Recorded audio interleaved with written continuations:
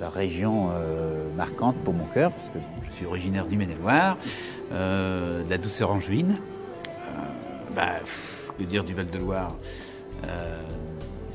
beaucoup de bien, parce qu'on y va régulièrement, soit en centre avec Pouilly ou Puy-Sancerre. Bon, d'abord, c'est des vins qui ont un accès merveilleux, hein, que pour nous, une puissance de feu partout dans tout l'hôtel. Le Sauvignon croquant, mûr, nous donne la possibilité de pouvoir le servir dans tout l'hôtel au verre. Et puis les rouges de Loire, s'ils sont pas dans une démarche de surconcentration, et qui comprennent que l'origine du Val-de-Loire, au même titre que l'image de Rabelais, c'est avant tout la finesse du Cabernet Franc, la délicatesse et le caractère de buvabilité, la finesse. C'est merveilleux. Si on part dans des travers où on veut essayer d'être comme, on part à côté. Donc c'est important. Je pense qu'à l'heure actuelle, on n'a pas encore fait comme on dit la Malo.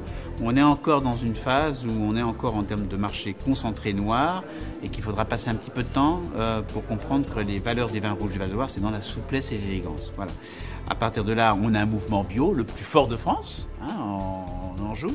Ce qui est quand même pas rien, parce qu'avec la fracture climatique et océanique, c'est un véritable enjeu.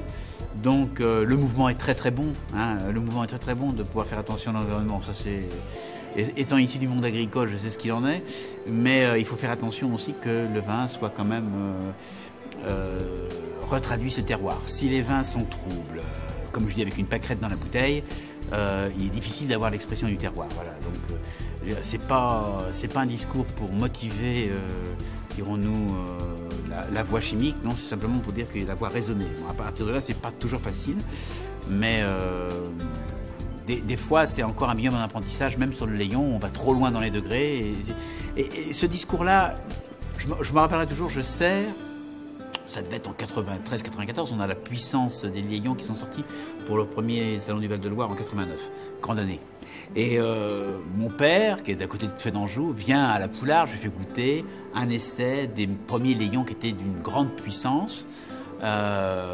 C'était la cuvée Maria Julie, je crois. Ouais. Et donc je lui fais goûter ce Layon. Alors bon, c'était vraiment de la pâte de coin, quoi. Ça devait faire 29, 250 grammes de sucre résiduel. Alors il me dit, mais c'est quoi? Je dis, t'as rien compris, papa. C'est merveilleux, voilà. Donc il en a bu, et puis il buvait qu'un demi-verre. Je dis, mince. Puis après, avec le temps, j'ai compris qu'en fin de compte, c'est pas d'aller au plus haut, c'est surtout de trouver cet équilibre subtil. Quand en vendange en 2009 à Yquem, on est en masse à 90 barriques de liquoreux par jour sur 6 jours.